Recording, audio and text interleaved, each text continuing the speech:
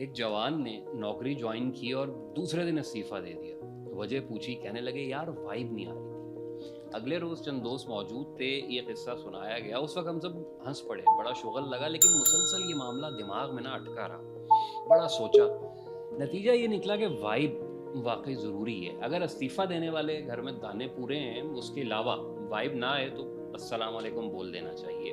Vibe मतलब पसंद का तासुर। जैसे किसी जगह के बारे में लगे कि यार ये तो मेरे लिए बनी है, कोई इंसान लगे कि ये तो बिल्कुल मैं हूँ। कोई भी फर्नीचर की भी वाइब हो सकती है, वॉशरूम में कमोड तक की वाइब होती है बाबा। मिसालें बहुत हैं, लेकिन वाइब एक सॉलिड चीज़ है, उससे इनकार नहीं किया जा सकता। असल में बात ये हो रही थी कि हमारे ज़माने में वाइब नामी कुछ भी नहीं होता था। जो है जहाँ है बस उसी के अंदर एडजस्ट करना होता था। ये वाइब बाजियाँ जो हैं ये सारी आजकल के बच्चों का खेल हैं, लेकिन ऐसा नहीं था।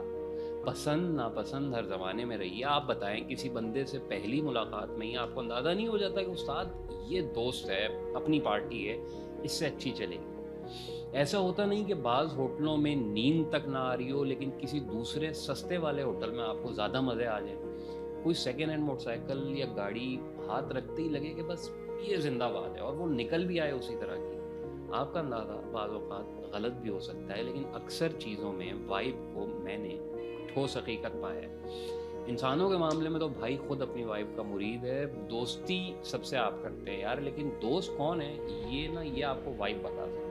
और बचपन से लेकर आज तक 95% तो अपनी वाइब इस मामले में बेहतरीन चली है। अब यहाँ तक आके हर बंदा अपनी बंदियों की शक्ल याद कर रहा होगा। बंदियाँ सोच रही होंगी कि यार है वही झक मार रहा है, कोई वाइब शाइब का चक्कर नहीं होता। शुरू में सब चमकदार लगते हैं, बाद में ऐसी तैसी फेर के दाएं बाएं हो जाते हैं या टॉक्सिक पने को चल पड़ते हैं। वो वाइब का कसूर नहीं है भाई, वो उस धागे की नज़ाकत है जिससे आपने दूसरे का सर बांध लिया था।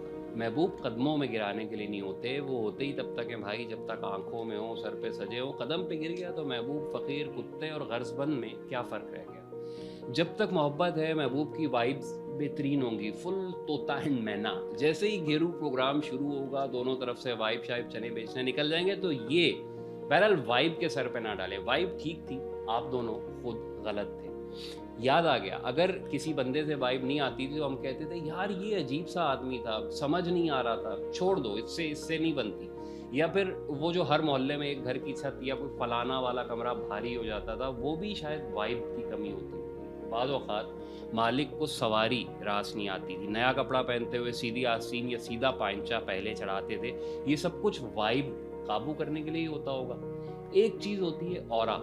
समझ लें किसी इंसान की शख्सियत का हाला, जिसे हम देख नहीं सकते लेकिन महसूस कर सकते हैं। बाज़ लोगों से बात करके आपको अच्छा लगता है, किसी और से बात करके आप राज़ी नहीं होते, कोई चुपचाप भी अंदर घुसता चला जाता है। ये सब ऑरा की गेम होती है, और इस तमाशे को आप वाइब मिलना कह सकते हैं। इसी तरह जगहों का ऑरा होता है, उधर मौजूद गैर साइंसी इमोशनल रेजिड्यू की बरकतें होती हैं। आप होटल के जिस कमरे में हैं, उधर 2 साल पहले अगर कोई कत्ल हुआ हो तो कमरा बिल्कुल नहीं बोलेगा, लेकिन जिस्म बाज़ औक़ात एवं ही उकताहट का शिकार हो जाता है। ये सबसे आसान मिसाल मेरे दिमाग में आई।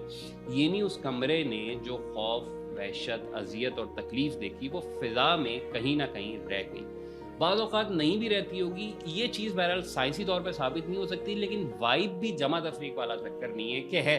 तो बस इतनी बात ही कहनी थी कि वाइब आए तो दिल की बात सुन लेने में कोई बुराई नहीं है। दिमाग हमेशा चौकस रहता है, लेकिन वो सिर्फ 2 जमा 2 को मानता है। इंसान लामहदूद है।